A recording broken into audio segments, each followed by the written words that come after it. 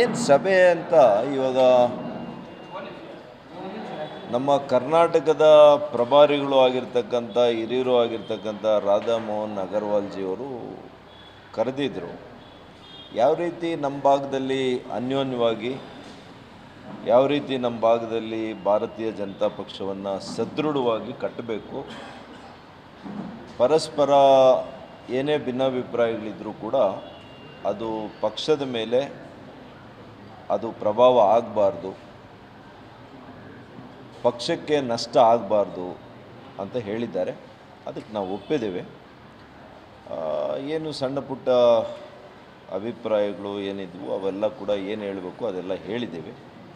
ಒಟ್ಟಾರೆಯಾಗಿ ನಾವೆಲ್ಲ ಕೂಡ ಪಕ್ಷದ ಒಂದು ಅಡಿಯಲ್ಲಿ ಪಕ್ಷಕ್ಕೆ ಯಾವುದೇ ರೀತಿ ನಷ್ಟ ಆಗದಂತೆ ಸದೃಢವಾಗಿ ನಮ್ಮ ಕಾರ್ಯಕ್ಷೇತ್ರದಲ್ಲಿ ಕಾರ್ಯವ್ಯಾಪ್ತಿಯಲ್ಲಿ ಹೇಗೆ ಸಂಘಟನೆ ಮಾಡಬೇಕು, ಹೇಗೆ ಪಕ್ಷವನ್ನು ಒಳ್ಳೆಯ ರೀತಿಯಲ್ಲಿ ಕಟ್ಟಬೇಕು ಅನ್ನುವಂಥದ್ರ ಬಗ್ಗೆ ಹೆಚ್ಚಿನ ಅಂಶಗಳು ಚರ್ಚೆ ಆಗಿದೆ. ಇವತ್ತು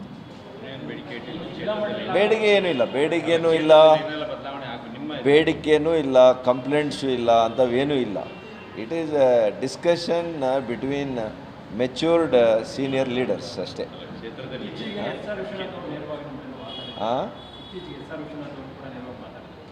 ಅದ್ರ ಬಗ್ಗೆ ಎಲ್ಲ ಮಾತುಕತೆ ಆಗಿದೆ, ಎಲ್ಲ ಕೂಡ ಸರಿ ಹೋಗುತ್ತೆ. ಬರುವಂಥ ದಿನಗಳಲ್ಲಿ ಪಕ್ಷವನ್ನು ಸಂಘಟನೆ ಮಾಡುವಂಥ ಸಂದರ್ಭದಲ್ಲಿ ನಾವೆಲ್ಲ ಕೂಡ ಸ್ವಲ್ಪ ವ್ಯತ್ಯಾಸಗಳನ್ನೆಲ್ಲ ಕೂಡ ಹೊಟ್ಟೆಯಲ್ಲಿಟ್ಕೊಂಡು ಪಕ್ಷದ ಹಿತದೃಷ್ಟಿಯಿಂದ ನಾವೆಲ್ಲ ಕೂಡ ಒಂದು ಒಳ್ಳೆಯ ನಿರ್ಧಾರಗಳನ್ನ ತಗೋಬೇಕಾಗಿದೆ, ತಗೊಳ್ತೀವಿ.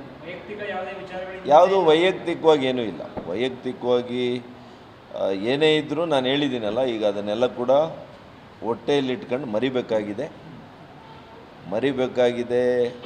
ಮತ್ತು ಮುಂದೆ ಸಾಗಬೇಕಾಗಿದೆ.